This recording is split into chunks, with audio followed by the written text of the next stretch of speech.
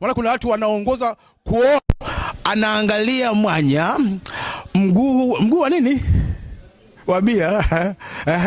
Kiuno kama nyigu, maziwa kama sindano, amejaza hipsi. Ndoa sio hipsi. Wewe niambie, baadaye utakuja kugundua kwamba ndoa sio nini?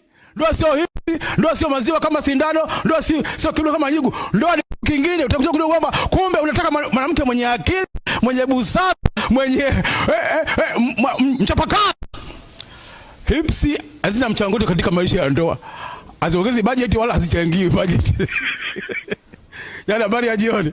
Taka jambo hilo ulijua vizuri. Kwa hapo katika maisha ya ndoa usije, lakini kijana utamwambiaje aache kuangalia mambo hayo?